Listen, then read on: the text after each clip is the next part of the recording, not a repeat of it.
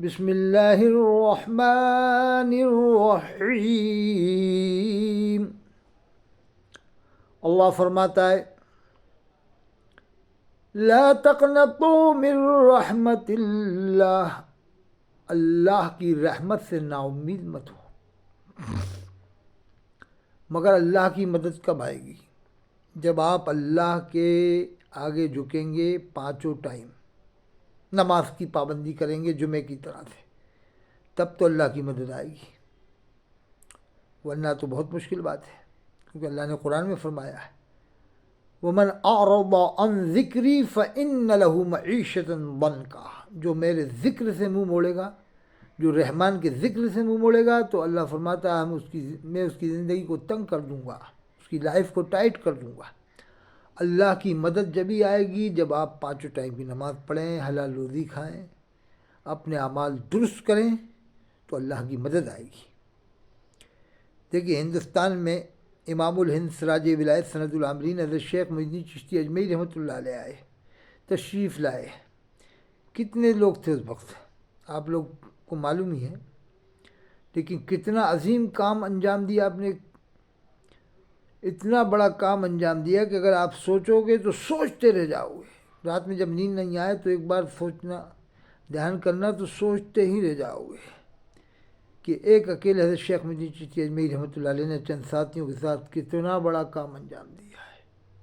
कैसी रूहानियत थी, कैसा ईमान था, अल्लाह अकबर। कितना खौफ अल्लाह का था दिल में, अल्लाह का डर।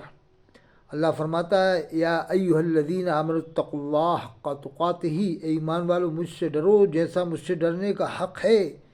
तो जो जितना ज़्यादा ईमान वाला होगा वो उतना ही अल्लाह से डरेगा।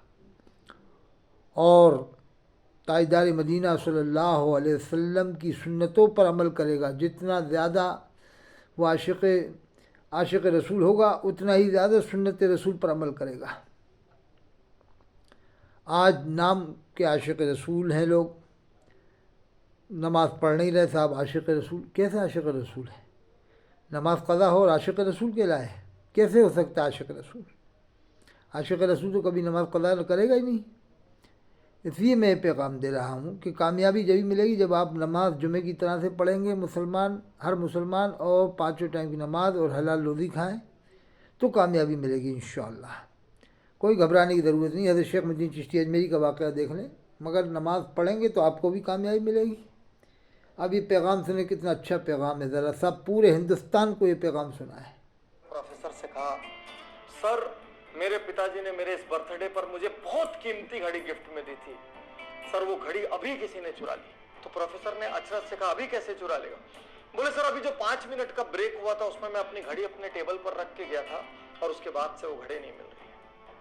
प्रोफेसर ने कहा, उसके बाद कोई भी इस क्लास से गया और आया नहीं है, इसका मतलब जिसने भी घड़ी उठाई है वो इसी क्लास में।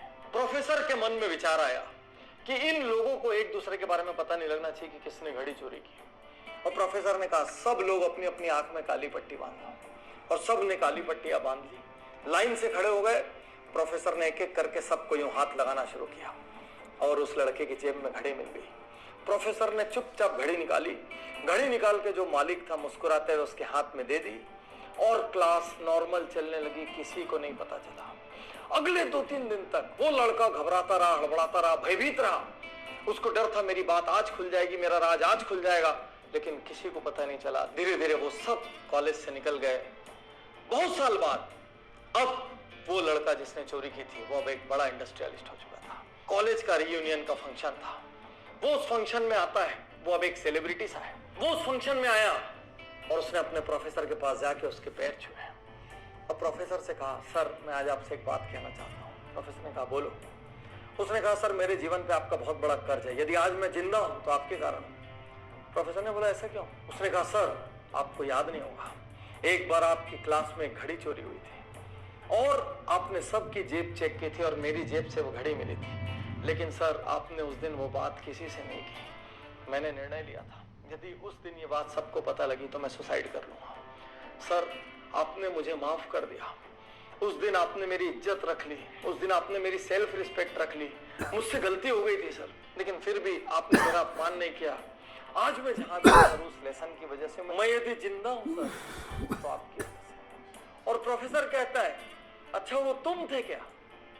तो लड़के ने अचरज से कहा मतलब? बोले उस दिन मैंने तुम सबकी आंखें तो बंद कराई थी, लेकिन साथ साथ मैंने अपनी आंखों में भी पट्टी लगा ली थी ताकि मुझे भी नहीं पता चले मेरे कौन से स्टूडेंट ने काम किया है। मैं नहीं चाहता था मेरे अपने किसी स्टूडेंट की वैल्यू मेरी नजरों में हल्की हो या मैं किसी के साथ दुर्व्यवहार करूं। ये सुनते ही वो लड़का जो एक नामी इंडस्ट्रियलिस्ट था उसकी आंखों में आंसू आ गए और वो प्रोफेसर के गले लग के 2 मिनट तक रोता रहा।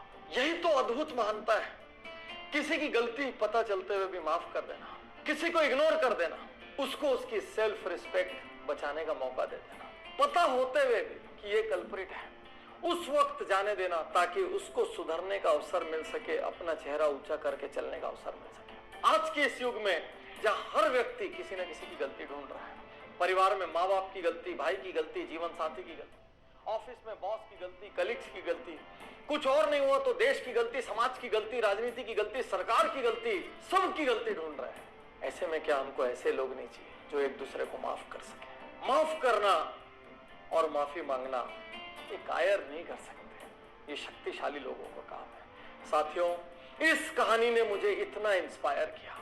एक प्रोफेसर जो ये नहीं चाहता कि उसका स्टूडेंट उसकी नजरों से गिरे, जो ये नहीं चाहता कि उसका स्टूडेंट किसी और की भी नजरों से गिरे, क्या ऐसे लोगों की समाज को जरूरत नहीं है जहां पर हम लोगों की गलतियां होने के बावजूद उनको इंसान मान के, उनको मिट्टी का पुतला मान के उनको माफ कर सके।